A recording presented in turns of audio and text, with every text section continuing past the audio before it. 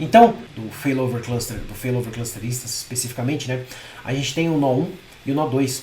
Lembra, a minha instância está rodando no nó 1, mas os meus dados estão nos discos compartilhados. Quando eu digo compartilhados, eu quero dizer que são discos que estão apresentados para os dois nós, mas só um dos nós tem propriedade ou tem ownership daqueles discos ou daqueles blocos naquele momento, certo? Para o outro nó assumir o papel de ativo, ele precisa take ownership, ele precisa pegar a posse daqueles discos para poder atender as requisições ou atender aquela instância especificamente. Beleza? Então, pessoal, como que a gente monta um Windows Server Failover Cluster, né? Passo a passo.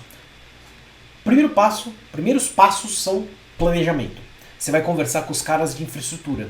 Esses caras vão te falar qual é o IP que você vai usar, quais são os nomes virtuais e quais são os discos que você vai usar. Esses discos vão ser apresentados pelo cara de storage.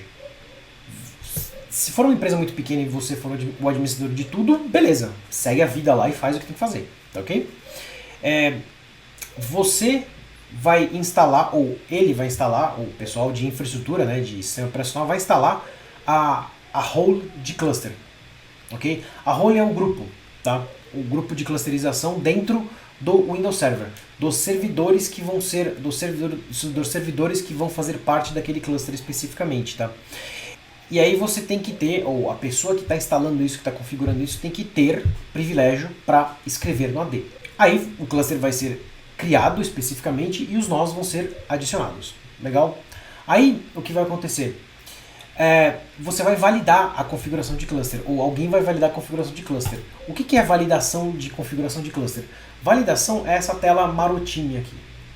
Essa tela aí a gente roda, é uma opção, ou um report que a gente executa sempre que a gente instala o cluster, sempre que a gente modifica algum tipo de configuração no cluster, sempre que a gente adiciona um componente novo no cluster, a gente usa esse validation report aí. Por quê?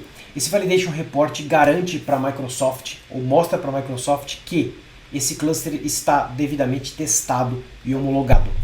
Como assim, Marcelo? O que ele vai fazer? Esse Validation Report vai testar a conexão, vai testar IP, vai ver se todos os nós, servidores, conseguem chavear todos os recursos que estão lá dentro, vai ver se a arbitragem de discos, se os discos que estão apresentados podem ser efetivamente utilizados pelos dois nós, dois ou mais nós, né?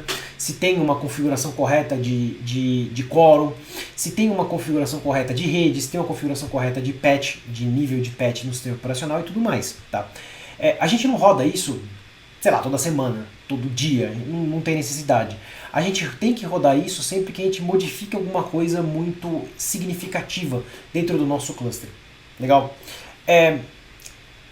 O que acontece, Marcelo, se eu não fizer isso, se eu não executar esse report? Você não pode chamar a Microsoft.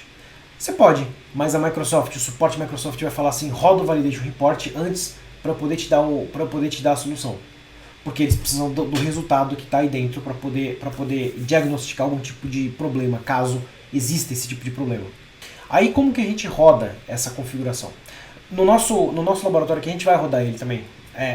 A gente não precisa, porque a gente está no laboratório, a gente não precisa de suporte da Microsoft, mas a gente vai rodar ele também aqui. Só para vocês verem como é que funciona. Tá? E aí, o que acontece? Tem uma configuração muito interessante, tem uma coisa muito interessante que é fazer o backup do banco de dados de configuração do cluster, certo? A gente vai falar sobre isso daqui a pouco.